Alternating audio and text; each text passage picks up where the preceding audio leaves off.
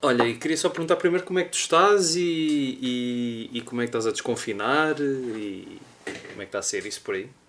Estou bem, por acaso, esta questão da quarentena começou muito difícil para mim no início, mas depois, à medida que fui adaptando-me mais às rotinas de estar em casa, de trabalhar em casa, que também estou agora a trabalhar em casa e é uma coisa com a qual eu não tinha experiência, à medida que fui conseguindo acostumar-me a isso, acho que entrei suavemente e agora estou bastante tranquila, pelo menos já estou bastante confortável com essas rotinas.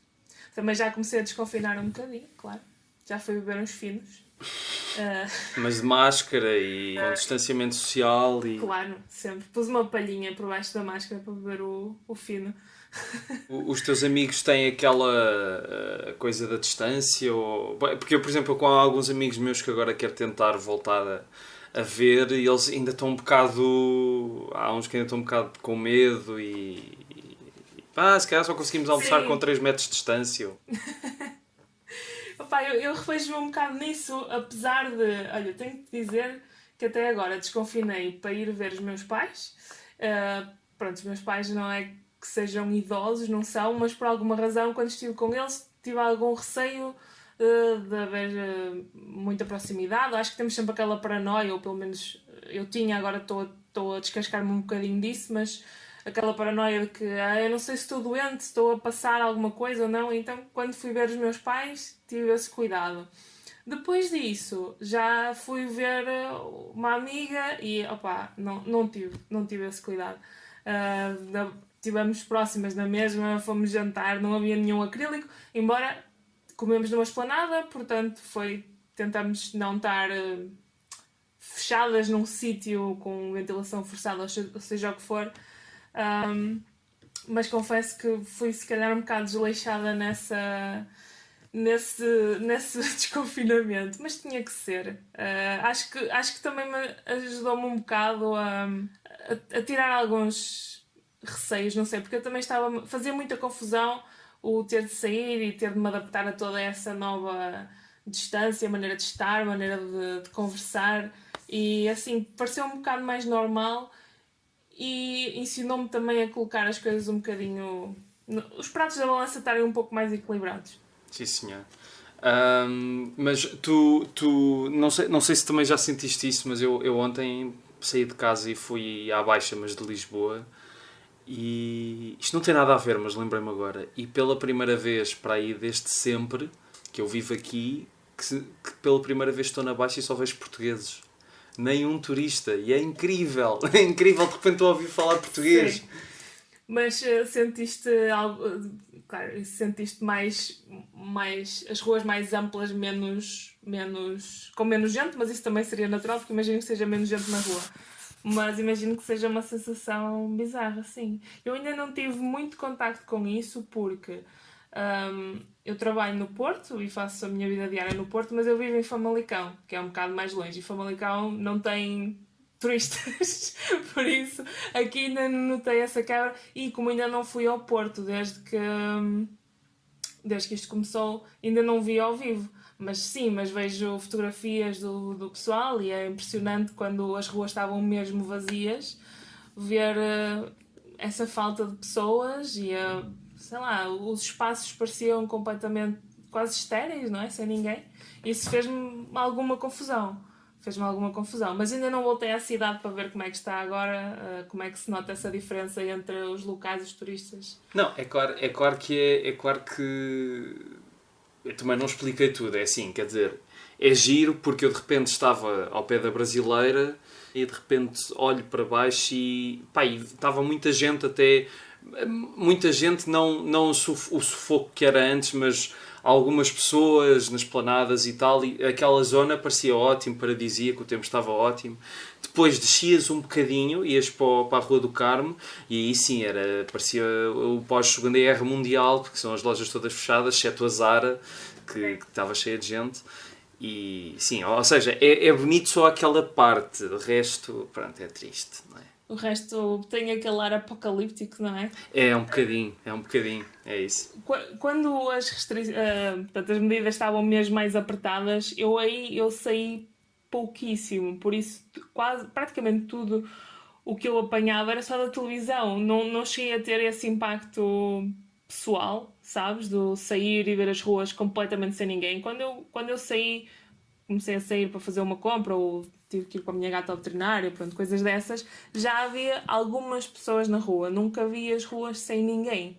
Lá está, foi naquele início do período de confinamento em que eu confesso que a paranoia bateu um bocado forte e eu estava assim, tipo, quase a trancar a porta com tábuas, tipo, não, aqui não há vez.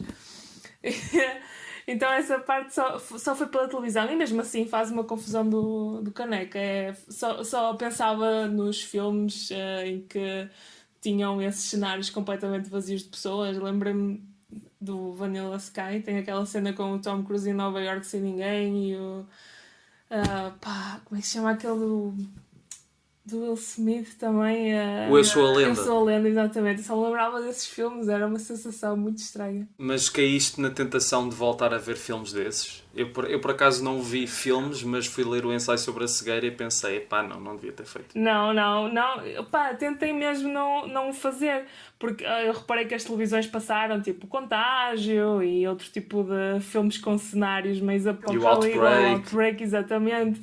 Eu tenho ali na minha biblioteca a Peste para ler, mas eu olhava para isso tudo e tipo, eu não vou começar isto agora, tipo, nós estamos a viver isto, não sabemos bem ainda como é que vai correr. Não quero estar a acrescentar mais pressão cinematográfica àquilo que já estamos todos a passar, tipo, a realidade basta, não vou arranjar nenhuma esperança nesses filmes, não vale a pena, por isso não, mantive-me fora de resistir à tentação de ver ou rever filmes que caíssem muito sobre esta temática. Exatamente, até porque nestas alturas parece que... Acho que qualquer altura, quando estamos a viver assim tempos conturbados e a ficção não serve... A ficção desse tipo não serve de nada. É que não quer dizer, o ensaio sobre a cegueira serviu para uma coisa que foi... Não sei se tu já leste o livro. Não. Pronto, o livro tem partes muito deprimentes. Fisicamente deprimentes, visceralmente deprimentes, porque aquilo chega a um ponto de podridão e de miséria que, enfim, mas eu acabei o livro e aquilo que pensei foi, ufa, ao menos não chegámos a isto ainda, foi só tipo isso, estás a ver? Portanto, lá no fundo foi só a questão da comparação. A esperança, exatamente. Agora, tu tocaste nesse ponto interessante que a ficção, nesta situação, por acaso, não sinto que fosse ser útil, mas muitas vezes ajuda a dar conforto quando estamos a passar, se calhar, por tormentos de natureza mais pessoal e talvez menos global, não é? Porque todos encontramos refúgio num filme triste quando estamos tristes, ou numa música triste quando estamos tristes, gostamos um bocadinho de puxar essa costela masoquista e de alguma forma acaba por dar conforto também. Agora, nesta situação em que estamos todos globalmente no meio de algo que ninguém sabe muito bem como é que se vai resolver, acho que estar a ver um filme em que as personagens estão a passar pelo mesmo não oferece grande conforto, é só tipo, ok, estamos igual, não há grande esperança. Mas o que eu estava a dizer não era a ficção no seu todo, era a ficção que aborda este tipo de histórias parecidas com a que nós estamos a viver, quer dizer, não é a mesma coisa, sei lá, uma pessoa que... Eu sei que o voo 93 não saiu no ano do 11 de setembro, mas se uma pessoa tivesse sobrevivido ao 11 de setembro não ia ver o voo 93 logo a seguir, não é? Exato. Mas acredito que não, sim. É diferente, é muito diferente. Por acaso é uma ótima analogia, porque se alguém fosse fazer isso, não sei, não tenho uma explicação psicológica para o que é que podia estar a acontecer com a pessoa. Bem, o trauma exprime-se de formas estranhas. Sim, é verdade, mas acho que a ficção fora disso, acho que é sempre um conforto, quer dizer... Também depende, lá está, podemos ver um filme triste quando estamos tristes, mas também provavelmente se calhar não vamos até a um filme que diga isto não faz sentido, mais vale morrer já, ou uma coisa assim. Tipo, não dá. Sim, é um bom ponto. Tens algum filme triste ao qual recorras? Como bengala emocional? Eu ia-te perguntar isso, Pediste o primeiro porque eu ainda estou a pensar nisso. Olha, eu assim, não posso dizer que me tenha servido de bengala emocional, mas há um filme muito triste, do qual eu gosto muito, que é o Blue Valentine, que eu achei que era um retrato incrível do desmoronar de uma relação. E não digo que me traga conforto, mas foi um filme que me fez estranhamente olhar para a relação daquelas pessoas, apesar de se ter desmoronado, como houve momentos em que foi tão bonita, de alguma forma até achei. Não é uplifting, porque no final fiquei muito triste, o filme destrói-me, mas tem aqueles momentos em que a relação está a florir e a ser bonita que eu adoro, gosto muito desse filme. Mas lá está, é terrível. É daqueles filmes em que eu cheguei ao fim e estava emocionalmente destruída. Eu por acaso ainda não o vi, mas já várias pessoas disseram para ver. Agora eu continuo a pensar e... Epá, não sei. Um filme triste que me... Pá, não é bem um filme triste, mas é um filme... É triste, é triste, mas não é só triste. Há um filme que eu já vi muitas vezes e deve ser o meu filme preferido, que é o Era Uma Vez na América, e depois lá para o fim... Pronto, aquilo tem tudo, não é? Tem partes mais leves, partes muito mais violentas e pesadas, e depois tem aquela meia hora final em que se descobre tudo ou não se descobre, ou é tudo uma ilusão. Pá, isso deixa-me sempre comovido, porque aquilo é tão... Depois de tudo o que já viste o Robert De Niro fazer naquele filme, de ser um traste horrível, e de repente aquilo acaba de uma forma completamente bonita. E eu não sei porque eu sinto-me sempre muito comovido por estas histórias que falam da memória, e tipo Cinema Paraíso. E olha, Cinema Paraíso também é um bom exemplo. Perfeito, exemplo perfeito. Esse filme foi o filme em que eu mais chorei na minha vida a ver o Cinema Paradiso. Sempre que alguém pergunta qual foi o filme que mais te fez chorar, eu não tenho dúvidas, precisei de levar soro. No fim, eu acho o filme extraordinário. Chegaste a... Porque esse filme é engraçado, isto também não tem nada a ver, mas o Cinema Paraíso, antes de ser aquilo que nós conhecemos hoje, teve outra versão antes, que é um bocadinho maior, que tem 3 horas. E eu, sem querer, foi essa a versão que eu vi primeiro. E sabes que o filme não me comoveu assim muito, porque as personagens todas tornam-se um bocado filhas da puta na versão original. O Alfredo é péssima pessoa, o Totó atrai a namorada, e aquilo tem uma série de histórias paralelas que estavam na versão original do filme quando foi lançado, e o filme foi um flop. E depois houve um produtor que disse, vamos remontar isto, e surgiu o filme fofinho que toda a gente gosta. E eu revi o filme para aí há 2 ou 3 anos, quando voltou ao cinema, e fiquei, esta versão sim, isto de facto é de levar às lágrimas, agora percebo toda a gente. Porque de facto é lindo. Foi essa que eu vi, de certeza. Mas agora vou ter atenção para me manter afastada da outra, porque eu não sabia que havia outra versão. Não, se fosse uma versão de 3 horas, eu acho que tu te lembravas, porque não é costume a pessoa ver filmes de 3 horas. Os personagens fossem todos de mau caráter, e eu chegava ao fim e estava super sensibilizada e a chorar, acho que ia dizer coisas sobre mim que eu também que não me iam agradar. Há uma coisa que eu acho que na versão original acho que funcionava, e que se calhar até podia ter sido mais aproveitada, que foi aquela parte do início e do fim do filme, com o Totó já mais velho, e na versão inicial é muito mais longa. Ele encontra a antiga namorada, e eu lembro-me que isso até funcionava, apesar de no fim o filme ter demasiadas coisas a acontecer. E as personagens não dá. Eles ficam demasiado... Apesar do fim também funcionar, eu acho que o realizador quis dizer tanta coisa ao mesmo tempo que depois aquilo ficava um bocado desconjuntado. Ao contrário do Era Uma Vez na América, em que as personagens também são uns filhos da puta, e depois no fim ainda te consegues comover na mesma. Ainda tem aquele... E de qualquer forma, aquela parte toda do cinema a cair e do fim é bonita. Mas funciona melhor nesta versão. Que me trespassou foi a parte do... Para já, a montagem dos beijos, não é? Que é evidente, é sempre a parte em que acho que toda a gente vai começar a ligar as torneiras. E o cinema a cair e tudo mais, achei aquilo... Lá está, é o que estás a dizer. Toca na importância da memória e nas nossas próprias memórias de infância, na importância que o cinema tem para ti, para mim e para as pessoas que se ligam muito a esse meio, aquilo realmente puxou aqui à lágrima. É verdade. E olha, já agora perguntar o que é que tens lido de banda desenhada, já que também estás envolvida nessa área, o que é que tens lido de banda desenhada nestes últimos tempos? Mudando radicalmente de assunto. Olha, li um livro, por acaso, muito giro, que encomendei já durante a quarentena, que se chama Laura Dean Keeps Breaking Up With Me, que é uma graphic novel por duas autoras do mercado mais independente americano. E é muito gira, é sobre uma miúda que tem uma relação com outra rapariga da escola, mas que essa rapariga está sempre a ignorá-la e pronto, a desvalorizá-la e tudo mais. É uma graphic novel mais destinada a um público jovem.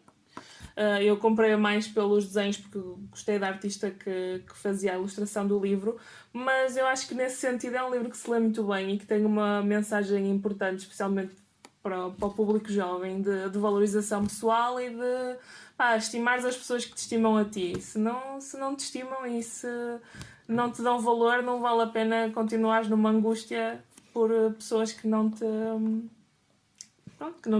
valorizam.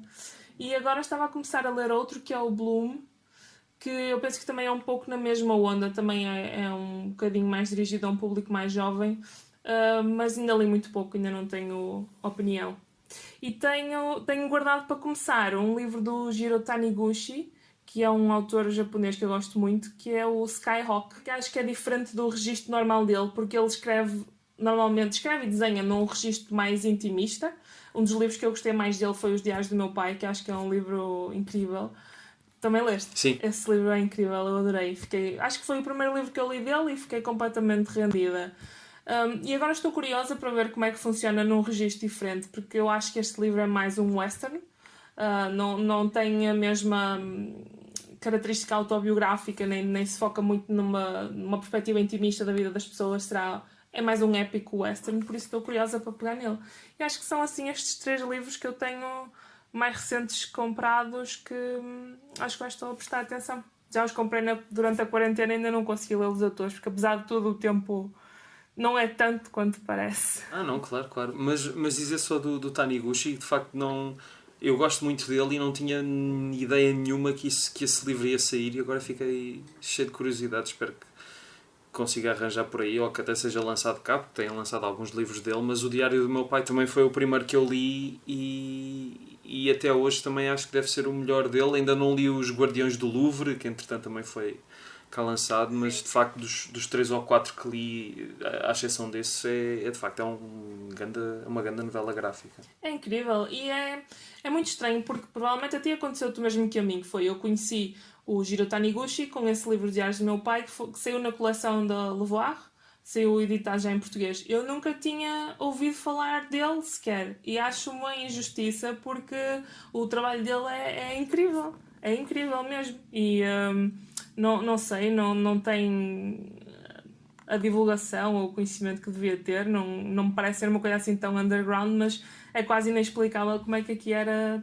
tão pouco conhecido. Eu fiquei blown away quando li esse livro, achei incrível, lindíssimo. Mas cá em Portugal a quantidade de coisas que para o resto do mundo são normais e aqui não existem é uma lista enorme. Mas porque o Taniguchi, pronto, ele ganhou prémios em Angoulême e ele até é muito conhecido na Europa, mas essas coleções têm... Eu não quero estar a fazer publicidade à Levoir, mas essas coleções são muito boas porque me deram a conhecer o Taniguchi e deram-me a conhecer outros livros do Paco Roca que eu não conhecia também. E toda uma série de autores que o Bastien Vives, um livro do Will Eisner que eu ainda não tinha lido, tanta coisa, agora queria-me lembrar dos títulos, não me lembro. O Moebius, eu nunca sei como é que se diz, se é Moebius, se é Mobius. Eu também não tenho certeza, por isso não vou contribuir. Eu não sei, eu costumo dizer Moebius, mas também não sei se estou certa ou não. Há outro tipo, eu não sei se tu chegaste a ler o livro do Asaf Anuka, também saiu nessa coleção. É o que é em Tel Aviv, acho eu. Não, ainda não li. É daqueles que eu comprei na altura e que ainda não está ali para ler. É muito porreiro, muito porreiro. Tenho de ler, tenho de ler. E pá, eu lembro-me de um que... Epá, também não lembro do autor, mas não era o Parque Chás, era o outro. Mas essas coleções de facto são muito boas mas ainda há muito por fazer, sim. Há muito, por exemplo, essas duas BDs que tu falaste antes do Taniguchi, eu por acaso não conhecia, não é que esteja arredado do que se anda a fazer mais ou menos, mas não tinha ouvido falar. E parecem muito interessantes. São giras e eu cheguei até elas porque presta alguma atenção à editora que as publica, que é a First Second. Como costumam publicar livros dos quais eu gosto, eu depois ando um bocado atrás de ver o que é que sai. E assim eu vou descobrindo algumas coisas que de outra forma também não teria conhecimento. Compro um bocado às cegas quando são desta editora, vejo, vou pela arte, se gosto, se não gosto, e já descobri algumas coisas bastante porreiras assim. Eles publicam uma autora que é provavelmente nos dias de hoje a minha autora favorita de banda desenhada numa vertente mais graphic novels, que é a Lucy Isley. Eu gosto de todos os livros dela e acho que não é frequente haver alguém que desenha e se retrata com tanta honestidade e em tantas fases diferentes da vida dela, quase a um ponto em que depois de leres os livros todos dela, quase parece que ela é tua amiga, que a conheces mesmo, porque a acompanhas desde a adolescência e desde uma fase mais problemática, com mais rebelião, com mais angústia, digamos assim, até aos dias de hoje, em que ela já casou, é mãe, acompanhaste os desafios todos que ela teve durante a gravidez, durante o parto, e é uma coisa tão intimista que tu sentes quase que ela te abre a porta da vida dela e te convida a entrar e está presente através da banda desenhada, e eu adoro isso. Gosto muito da forma dela de relatar a vida dela e de desenhar também. Eu gosto muito dos desenhos dela. E acho que foi ela que me abriu também um bocado os olhos para a First Second, como são eles que editam os livros dela.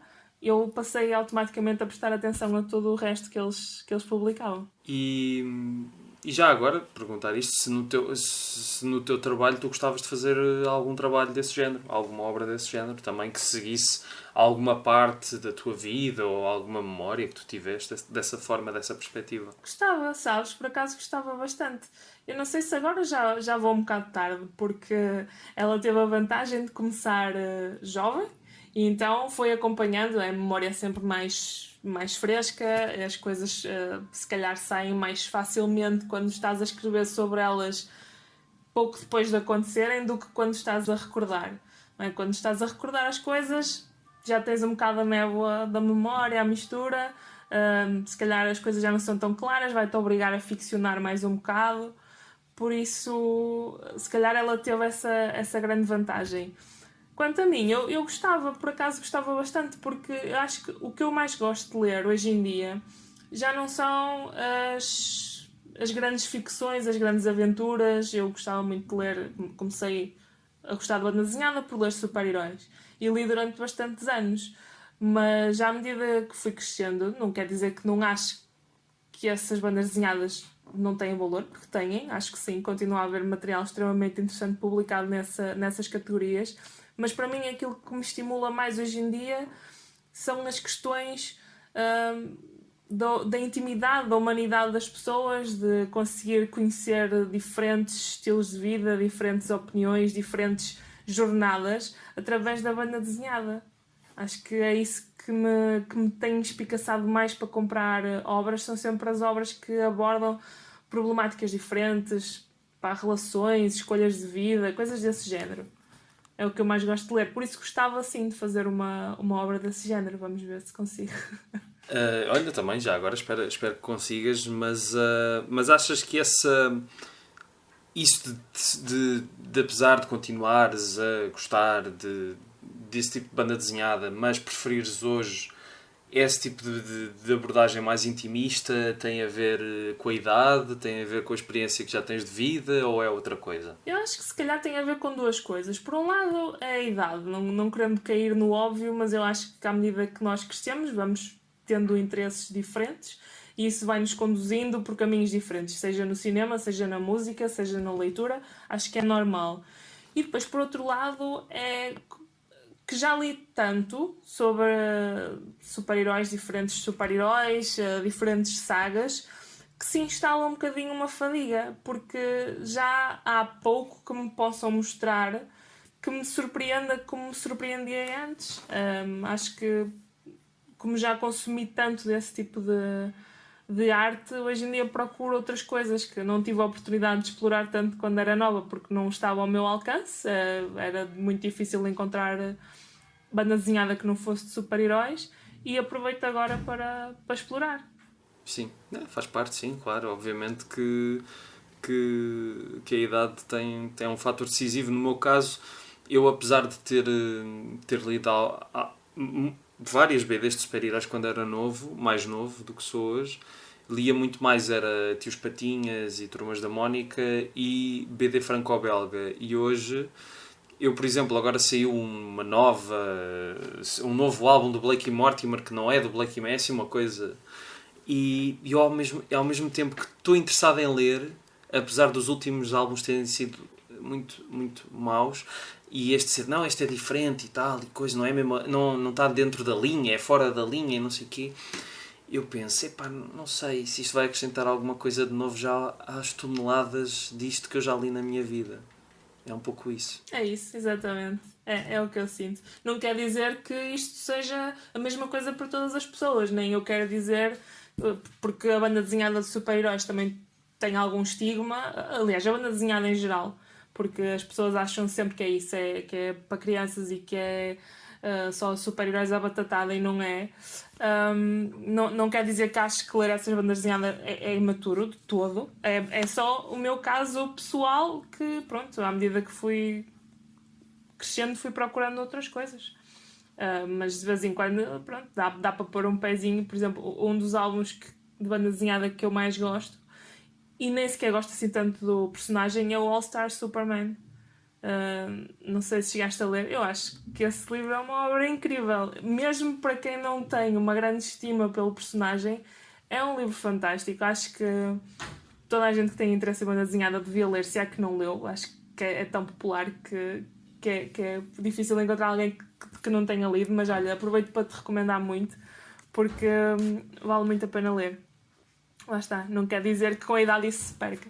Eu fiquei com curiosidade quando saiu, ainda não o apanhei, mas também tenho esse problema. Eu sou mais time Batman do que time Super-Homem. Mas o que tu estavas a dizer, e há um tema recorrente quando trago aqui malta da BD ou que está ligada de qualquer forma à BD, há sempre esse tema do estigma da banda desenhada, porque é normal, e apesar de hoje já haver muito mais editoras e muito mais coisas a acontecer e mais consideração, nunca vai deixar de haver esse estigma, ou pelo menos para já. Mas o que estavas a dizer sobre o facto das histórias de super-heróis serem consideradas para miúdos, mas que não era isso, era a questão de já leste muito, podes fazer o paralelismo, sei lá, com uma pessoa que durante a infância ouve toda a discografia dos Beatles 70 vezes e depois quando chega a adulto quer ouvir outras coisas. Não é por mal, eles estão ali, mas bora ouvir outras coisas. Sim, exatamente. Acho que esse abrir de portas é importante, e é muito bom perceber que não estamos a estagnar, porque há muitas pessoas, sei lá, se calhar, pronto, até na minha idade, na tua se calhar ainda não, mas há muitas pessoas que ficam presas no tempo e só ouvem um tipo de música que ouviam quando eram novos, ou as mesmas bandas, ou só veem filmes do mesmo tópico, ou com o mesmo... Não é que o mesmo ator é complicado, mas ou só veem filmes de ação, ou só veem comédias, ou só veem aquilo que lhes fazia sentir bem quando eram novos, e não procuram outras coisas. E isso é uma coisa que sempre me assustou muito.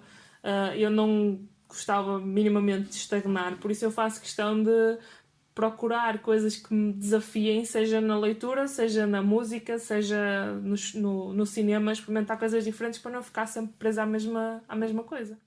Claro, claro. Mas é engraçado esse ponto que tu tocaste, porque é uma coisa também que me preocupa um pouco e parece que está a aumentar, que é, apesar de tu teres hoje com a internet uma multiplicidade de coisas, não é? E não há desculpa nem que apanhes a net do vizinho ou vás a um sítio qualquer que tenha internet à borla, consegues ter acesso a tudo e mais alguma coisa.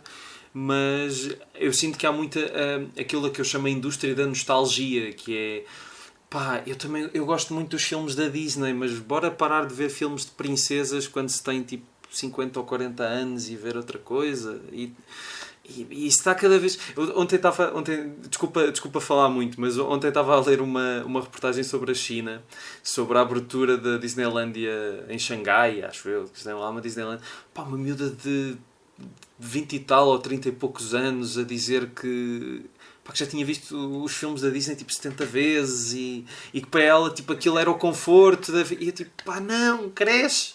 Não tem mal, os filmes são bons, mas tipo, vê outras coisas. Não é? Sim, acho que é importante equilibrar a nostalgia com outras coisas. Uma dose de nostalgia é saudável. Pronto. Agora, quando toda a tua identidade se agarra àquilo e tu não sais da mesma nota, aí já é um bocadinho mais preocupante. Porque não é, todos gostamos de recuar a uma coisa que nos dá conforto. Eu gosto muito do Jurassic Park, por exemplo. É aquele que eu costumo dizer que é o meu filme favorito de sempre. Será que faz sentido dizer isso agora que tenho 35 anos? Já vi filmes que me desafiaram mais intelectualmente, já vi filmes que se calhar neste momento da minha vida me preencheram mais do que o Jurassic Park me preencheria se eu visse agora. Mas a verdade é que na altura em que o filme saiu, mais nenhum filme que eu vi desde então me voltou a dar aquela sensação, não é? Ou não sei, aquela maravilha que tu sentes ao ver algo no ecrã que nunca achaste que era possível. Acho um filme fantástico. Agora, eu volto a ele de vez em quando para o rever, mas não quer dizer que desde essa altura que só vejo filmes de dinossauros ou que aquilo é toda a minha identidade. Vou andar, sei lá, a fazer cosplay. E se só visse filmes de dinossauros estavas um bocadinho limitada, porque não há assim tantos, não é? Quer dizer, o sci-fi produz alguns por ano, se calhar não tem a qualidade, mas eles andam aí. Olha, mas por falar em péssimos filmes, tu agora fazes um podcast com o Bruno Garcês e o Guilherme Trindade, chamado Pessimar. É verdade. Grande título já agora, devo dizer, os meus parabéns, não sei de quem é que teve a ideia, mas é um ótimo título. Muito obrigada. E porque eu percebo a ideia, 2 episódios por filme, um em que comentam o filme, que é uma ideia gira. Enquanto se está a ver o filme, vocês estão a comentar, e o outro para falarem. Mas porquê perderem tantas horas com filmes de merda? Isso é uma coisa que, mesmo antes do podcast, se calhar já me podias ter perguntado. E é um tópico, porque eu perco algumas horas de vida com filmes de merda. Isso é uma coisa que perturba muito alguns dos meus amigos, também não percebem, e eu não consigo explicar. Ou pelo menos não consigo explicar de uma forma que os satisfaça. Mas eu posso tentar, que é... Há filmes que são maus e há filmes que são tão maus que são bons. São filmes que normalmente começam com grandes expectativas, mas que são feitos ou por pessoas que nunca fizeram cinema antes, que não têm experiência, ou por pessoas que sobrevalorizam completamente as suas capacidades e tudo aquilo que se propõe a fazer no filme é um tiro ao lado. Então aquilo é, no fundo, um desfile de desgraças que tu estás a ver e que é bastante engraçado tentar desfiar esse novelo, tentar perceber o que é que correu mal, tentar apreciar o... Como é que eu ia dizer isto sem parecer que estou a gozar com a desgraça dos outros, mas é quase apreciar o fracasso, dar um bocado o espaço a ver as coisas de pessoas que tentaram fazer algo, falharam redondamente, mas que o fizeram na mesma. Acho que isso tem uma certa nobreza bonita e por outro lado é hilariante. Eu gosto muito de ver filmes de série B, filmes manifestamente de qualidade questionável, porque acho que quando são tão maus que são bons, eu tiro sempre qualquer coisa deles. Ficam-me na memória, proporcionam bons momentos, às vezes dão lições sobre a perseverança, a luta por fazer alguma coisa e conseguir mesmo fazer contra todas as adversidades. É um passatempo muito porreiro. Perco horas de vida, é verdade, mas também ganho sempre qualquer coisinha. Só dizer que eu estava a brincar, porque eu também gosto de ver filmes que são maus, que são bons também. pronto. Mas de facto é isso mesmo. São aqueles acidentes que não dá uma pessoa parar de olhar. E no caso do Cats, eu ainda não vi o filme. Nunca consegui ver o trailer até ao fim, porque não consigo. Sinto que os meus olhos começam a vomitar. Os meus olhos mesmo começam a vomitar. Mas acredito que tenha sido uma experiência incrível. E queria perguntar já agora que mais filmes é que vão se seguir. Olha, só para abordar primeiro o Cats, eu acho que o Cats, por acaso, é um filme que eu... Ou seja, quando nós vamos numa odisseia para procurar os filmes tão maus que são bons, muitas vezes tropeçamos em filmes que são apenas maus. E acho que o Cats é um desses casos. Não tem aquela ingenuidade de um realizador que não sabe o que está a fazer e que aquilo caiu mal, ou não tem aquela necessidade de aguçares o engenho para fazeres um filme com efeitos especiais podres porque não tens orçamento para fazer melhor e tens que fazer com que resulte com pouco dinheiro. O Cats é um filme que tinha tudo para resultar. Tem o orçamento, tem um elenco de A-list stars incrível, tem um realizador experiente, tinha tudo do lado deles, e mesmo assim o que saiu é uma misturada que não faz sentido. Aquilo, não conseguiram minimamente manter a coesão nas cenas, nem sequer ter um fio emocional para tu te agarrares. O filme falha completamente. As personagens estão naquele uncanny valley perturbador em que tu olhas para ali, não é uma pessoa, não é um gato, e impede um bocado de criar uma ligação com elas. O filme é só mau. Mas olha, e agora falar de outros filmes que nós já vimos. Vimos um filme do Stuart Gordon, que é o Robot Jox, um dos menos conhecidos, que é uma espécie de avôzinho do Pacific Rim. Vimos o Solum, do Diogo Morgado, e vimos o Ballistic, o X vs. Saber. E pronto, não vou dizer mais. Já estão aí alguns para adoçar um bocadinho a curiosidade. E muitos mais virão, espero eu. Oh, meu Deus, mas é que o Solum, eu não sei, se calhar isto vai ser mau, mas é que eu há uns tempos participei num live com uma pessoa que foi convidada neste podcast.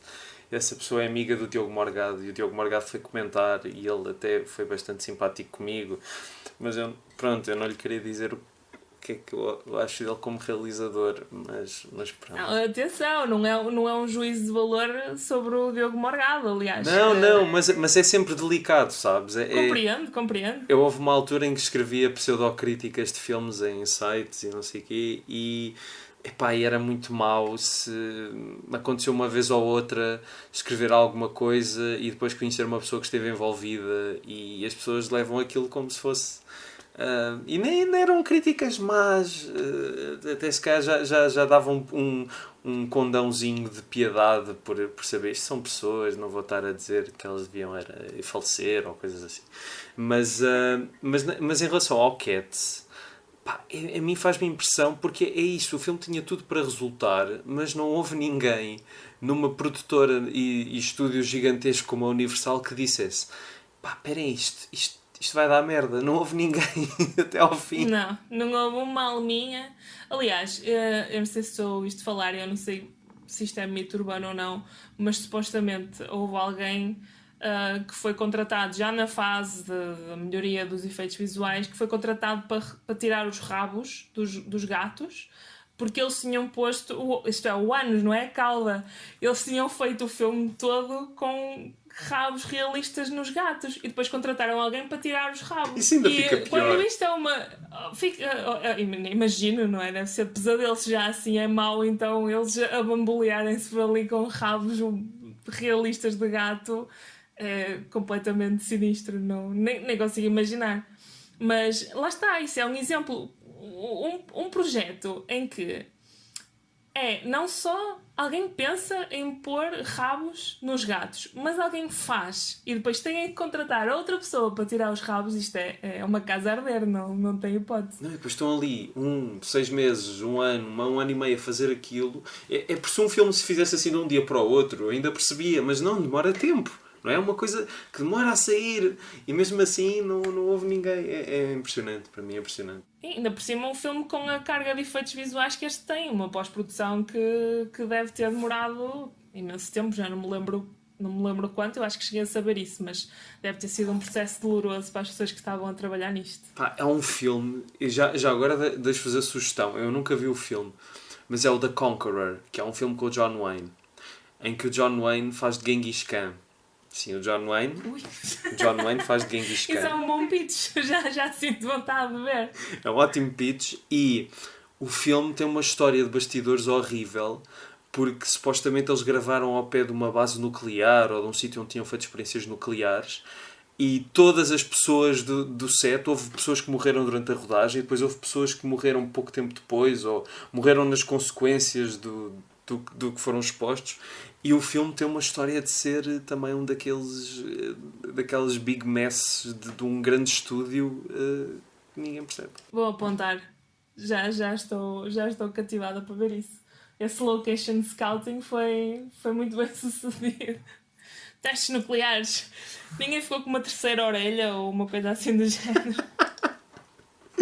Não, e imaginar o John Wayne com aquele sotaque dele a fazer de Genghis Khan é de facto imperdível. Acho que até o John Oliver falou nesse filme numa vez em que fizeram um segmento sobre whitewashing em Hollywood e mostraram imagens desse filme, e foi aí que eu descobri também pela primeira vez. Mas para ti, qual é que é mesmo o melhor, pior filme de sempre? Olha, isso é muito, muito difícil de responder. Porque há maus filmes que me satisfizeram de diferentes formas. Por exemplo, há o The Room, que é provavelmente o mais badalado, que é um filme que cada vez que eu vejo eu rio-me às gargalhadas, porque é um falhanço a todos os níveis. Mais na categoria de drama. Na categoria de terror, que é um género que eu adoro e que é muito fértil em filmes tão maus que são bons, há um filme que eu pessoalmente gosto muito e já cheguei a falar sobre ele num podcast também, que é o Pieces. O Pieces é um slasher realizado por um tipo chamado Juan Piquer-Simon, mas é completamente destravado. Tem cenas inconsequentes que não levam a nada. Obviamente tem o gore, tem a violência, tem todas aquelas coisas dos filmes de terror mais abrutalhados dos anos 80, por isso não será para toda a gente e não será se calhar aquela recomendação mais universal que eu poderia fazer. Mas quem tiver coragem, eu recomendo muito ver esse filme, porque eu acho que é um desastre a todos os níveis. Aquilo tem... há um tipo, um professor de uma universidade asiático que a meio de uma cena entra na cena e começa a dar pontapés no ar e a dizer, e depois acaba de fazer isso e diz que aquilo foi porque comeu um chop suey estragado. São cenas que não têm nada a ver com o universo dos filmes de terror, e depois os atores são todos bastante maus. A direção de atores deve ter sido também péssimo, por isso não ajudou nada. E acho que o filme não é muito conhecido, por isso se calhar se eu tivesse que dizer qual é o meu favorito dos tão maus que são bons, eu escolheria o Pieces, para fugir um bocadinho ao mainstream, não é? Para dar aqui um nome que talvez não seja conhecido por todos. É uma catástrofe o filme. Eu por acaso nunca tinha ouvido falar dele e estive agora aqui a ver a filmografia dele no IMDb e de facto tem coisas extraordinárias. Mal posso esperar para ver isto, mas há um género também, além do terror, que é muito fértil em filmes maus que são bons, que é os filmes de Kung Fu. E eu digo isto só por uma razão, e acho que é uma razão ótima. Há muitos anos, há mais de 10 anos, lembro-me de estar em casa e na SIC começar a dar um filme muito antigo de Kung Fu, em que era um homem, um lutador de Kung Fu que vinha com uma criança, com um bebê às cavalitas, e de repente vê-se rodeado por 10 mauzões, e ele começa a fazer várias piruetas e não sei o quê, e numa delas tira o bebê, e de repente o bebê transforma-se num nenuco, e começa a andar à roda com o nenuco. pessoas para bater nelas Eu com... preciso ver esse filme.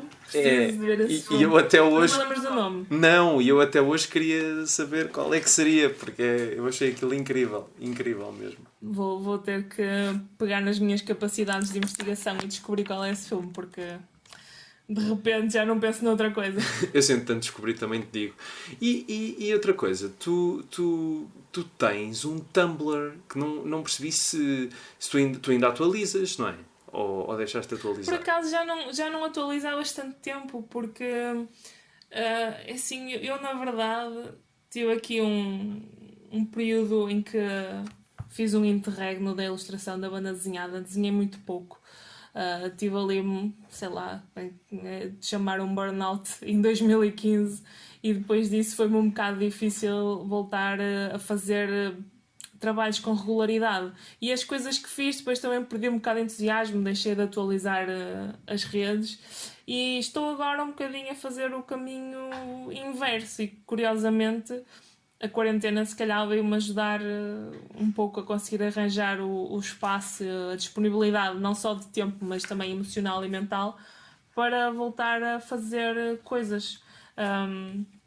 Por isso eu espero muito em breve começar a ter mais cuidado na atualização do Tumblr, porque neste momento eu tenho posto mais coisas no Instagram, por exemplo, que pronto, é onde tenho mais movimento hoje em dia, mas pretendo atualizar o Tumblr para manter aquilo como um arquivo relevante dos trabalhos que vou fazendo. Não, porque pronto, eu no Tumblr não estava a ver datas dos posts, mas já nem é assim uma... É como aos blogs, não é? É uma coisa que é fixe como arquivo, mas de facto lá está, não chega a tanta gente como as redes sociais, mas é fixe teres o Tumblr, não estava a dizer o contrário. Sim.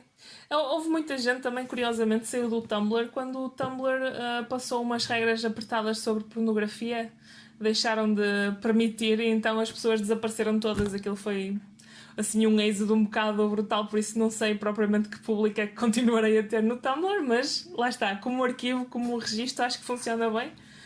Por isso quero voltar a ele. E diz-me uma coisa, se quiseres falar disto, se não quiseres, mas estavas há bocado a falar que passaste por um burnout.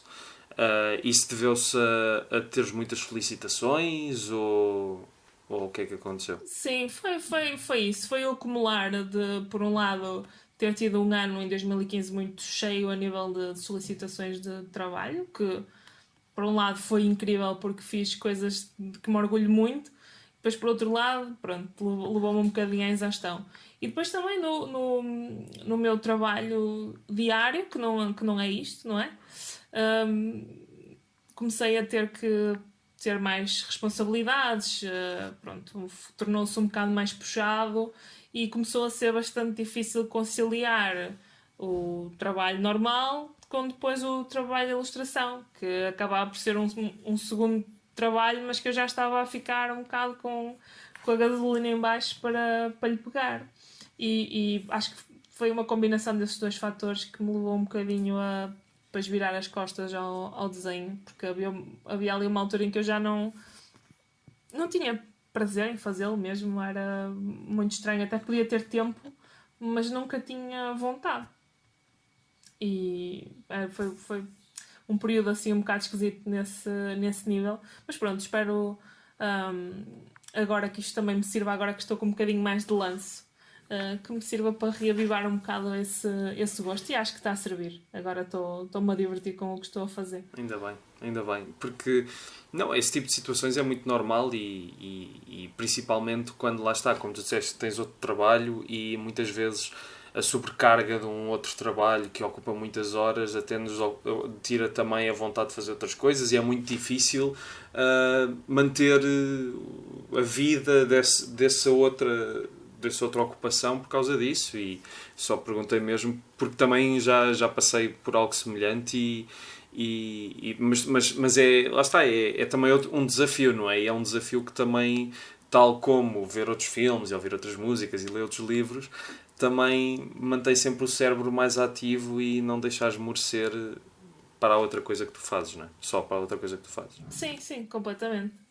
Eu acho que o facto de termos outras atividades que por um lado roubam-nos o tempo, entre aspas, mas por outro lado também nos enriquecem e nos trazem valor, eu acho que é super importante. Porque, mais uma vez, não nos mantemos... Sei lá, eu pelo menos gosto de pensar dessa forma, não me mantenho só numa única faixa na vida. Tipo, consigo fazer várias coisas, consigo ter vários interesses e canalizar a minha energia e o meu tempo para coisas diferentes que me enriquecem. Ou seja, não é só aquela coisa do pronto, eu tenho trabalho, vou para o trabalho, depois chego a casa e vejo televisão e depois vou dormir e amanhã vou para o trabalho outra vez e, sabes, ajuda a escapar um bocado a essa rotina e a também dares valor ao facto de conseguires fazer isso e de teres gosto por outras coisas. Mas achas que algum dia tu conseguirias viver só de ilustração ou achas que isso nunca vai acontecer? Eu acho que não. E eu já cheguei a ter esse objetivo e neste momento não tenho. E também explico porquê.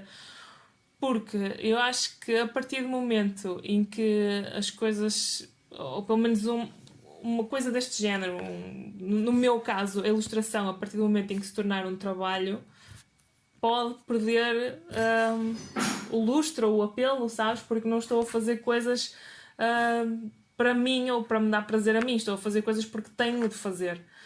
Porque vai ser o meu modo de vida e eu vou ser obrigada a fazê-las e isso às vezes tira-lhe um bocadinho o apelo e o brilho que elas possam ter e tornar-se mais um fardo do que um escape. Acho que foi um bocadinho disso que aconteceu em 2015.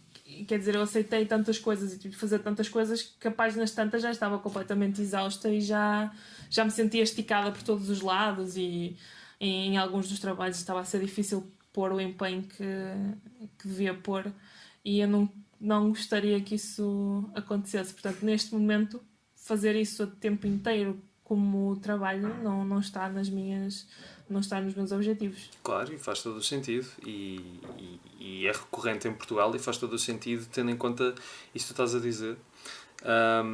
Se calhar mudando de assunto para uma coisa mais uplifting agora e também porque se calhar podemos já estar quase a terminar. Há bocado perguntei dos livros e agora perguntava-te de filmes. O que é que tu tens visto que te tem suscitado a atenção e que seja bom, neste caso, e que queiras recomendar? Olha, curiosamente, eu, pelo menos na fase inicial da quarentena, estava a ter alguma dificuldade em ver filmes que fossem bons. Eu recuei ali, lá está, estamos a falar um bocadinho daquele valor da nostalgia outra vez. Eu recuei ali para uma zona que me dava conforto e comecei a ver filmes que de alguma forma estavam ligados a quando eu era mais nova e que me traziam conforto por causa disso. Obras como Urban Legends ou a quadrilogia do Scream, que revia aquilo tudo, pronto. De uma forma estranha, ajudaram-me a estabilizar um bocadinho e a encontrar conforto. Depois disso ter passado, olha, tenho tentado aproveitar para ver alguns filmes que ainda não tinha visto, alguns clássicos. Estou-me a lembrar do Hitchcock, por exemplo. Tenho visto vários filmes do Hitchcock que não tinha visto. Adorei o Strangers on a Train, foi o último que eu vi. Acho que é um filme super simples, mas super direto no seu argumento, que depois ganha toda uma dimensão pela performance, principalmente do antagonista. Gostei muito desse filme.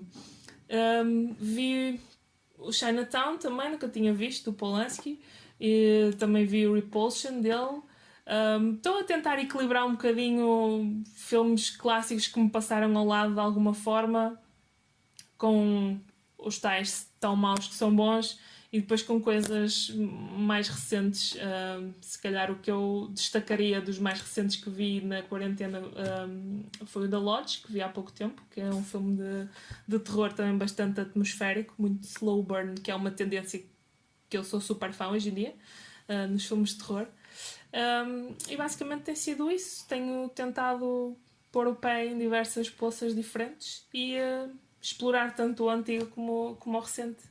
E são ótimas sugestões, mas só dizer que eu acho, principalmente nestas alturas, que as zonas de conforto são muito importantes e às vezes até são muito inesperadas. Eu vou-te dizer porquê. Estou com os meus pais e estive com eles durante a quarentena toda e eles veem o concurso da RTP1, o Joker, todos os dias que dá. Pá, e eu às vezes, pronto, a maior parte das vezes não vejo, estou a jantar com eles e depois vou para dentro fazer outras coisas. Mas houve um dia, que eu estava tão em baixo, que ver o Joker foi uma coisa que me soube, até senti-me, parecia que estava a comer um doce. Precisava mesmo daquilo, não sei porquê. E percebo perfeitamente que as pessoas precisam de zonas de conforto, e isso acontece a mim, acontece a toda a gente. Só acho é que se estivermos confortados todos os dias, depois ficamos tão agarrados ao sofá que depois não conseguimos sair. Sim, completamente. Identifico muito com isso que tu disseste. A mim também me soube muito bem ver os filmes que vi no início da quarentena. Naquela altura, de alguma forma, precisava daquilo. Como aquelas pessoas que têm pronto, as crianças, não vou dizer pessoas, porque se calhar os adultos já não têm, mas que têm a manta de segurança, não é? O cobertor ou peluches com que se sentem bem.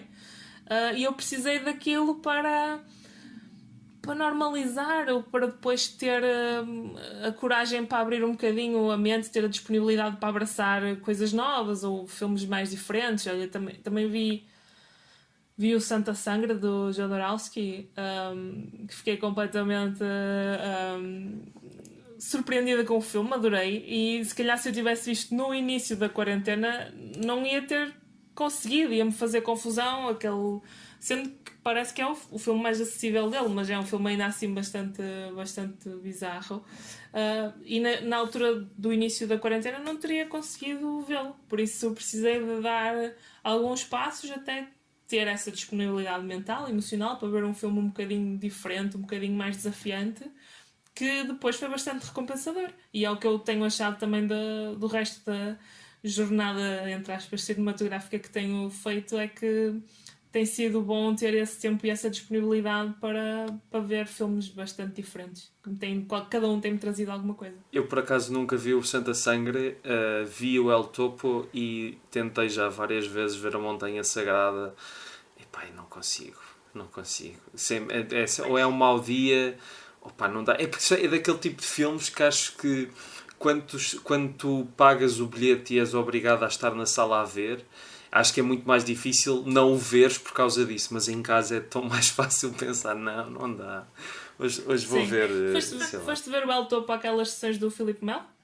Fui, exatamente. Eu gostava de ter eu também. Mas lá está, a distância complicada. Pois, mas agora no centro do Porto tens as sessões do José Santiago, no Passos Manuel, e ele está a fazer... Tenho ido sempre, ele está a fazer um trabalho incrível. Só, eu acho que as vezes que falhei, que foram poucas, foi mesmo porque não podia, não tinha outra hipótese, porque de resto eu tenho adorado e opá, é um serviço incrível que ele está a fazer. Eu há muitos anos que queria que houvesse uma coisa assim no Porto e tiro-lhe completamente o chapéu pelo que ele conseguiu montar ali, e agora já só quero voltar quando começarem as sessões novamente. E é uma sala lindíssima, e há outro cinema também que abriu agora no centro do Porto, o Trindade, também é muito bom. Estou a criar uma dinâmica muito fixe. De cinema. Mas o El Topo eu vi e honestamente não me tocou particularmente, mas foi de facto inesquecível vê-lo em sala. Isso devo dizer, nunca mais me vou esquecer do dia em que o vi, porque aquilo é tão... Não sei se já viste, mas aquilo é tão bizarro. Não. O Santa Sangra foi o primeiro do Jodorowsky que eu vi. Por alguma razão, já não sei o que é que me levou a escolher aquele, penso que terei lido, que era uma boa porta de entrada por ser o mais acessível ou o menos estranho. E experimentei vê-lo e gostei muito. Agora tenho lá tanto a Montanha Sagrada como o El Topo para ver quando tiver coragem para isso. Sim, obrigada. Depois digo-te como é que correu. Mas já agora, já que estamos a falar do Jodorowsky, não sei se conheces que ele tem muita... Eu, por acaso, nunca li nada de BD que ele fez, mas ele tem muitos trabalhos na BD. Tem, é verdade. Olha, eu também nunca li nada, porque, lá está, acho que é um bocado um blind spot que eu tenho em termos de banda desenhada.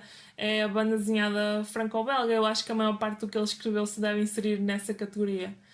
Talvez, sim. E eu li bastante quando era miúda, porque o meu pai tinha as revistas do Tintin e eu gostava manifestamente do Tintin, mas não gostava de muito mais. Não houve muito mais que me tivesse conseguido conquistar, e eu depois nunca Nunca explorei muito esse mercado. Pá, infelizmente, porque de certeza que estou a perder coisas incríveis. Mas li muito pouco a BD franco-belga. Pronto, olha, é assim. Mas o Tintin é uma ótima referência. Qual é que é o álbum que gostas mais do Tintin? Aquele que me vem sempre à cabeça é a Orelha Quebrada. Acho que é o. É o da estátua. Sim, sim. Acho que por alguma razão é esse que eu gosto mais. Não sei se é necessariamente o melhor, mas já não me recordo se terá sido o primeiro que eu li ou não. Mas é sempre aquele que me vem à cabeça. Também gosto muito daquele do Hakam o Terrível. O Tesouro, sim. E acho que são esses os que escolheria. E são dois ótimos álbuns. Por acaso o da Orelha Quebrada, eu quando li o Tintin a miúdo, foi um álbum que me impressionou muito porque o Tintin aparece bêbado. E eu fiquei, uau, ok. Acho que é por isso que eu gosto. É que é muito inesperado. E Tintin embriagado. depois, quando fizeram uma adaptação daquele desenho animado, obviamente que não puseram aquela parte, porque hoje em dia isso não se pode mostrar. Mas olha, obrigado. Acho que podemos ficar por aqui. Foi uma ótima conversa. Obrigada, eu. Adorei. Gostei muito. Muito obrigada pelo convite. E não sei se queres dizer-me alguma coisa, mandar-me alguma mensagem lá para casa, só para terminar. Vejam os filmes que eu recomendei, porque como vêm de uma pessoa com um elevado gosto, como já perceberam, que só gasta poucas horas da sua vida a ver porcaria, portanto estes têm que ser bons. E bem-aja a todos. Fiquem bem. Sabes que a maior parte da minha família é do Norte, e aliás é do Porto mesmo, e eu fiquei muito com o bem-aja por causa disso, e gosto muito dessa expressão. E acabo o podcast a dizer obrigado e bem-ajam, porque gosto muito. É isso, eu acho que mais pessoas deviam dizer mais. Bem-ajam. É verdade.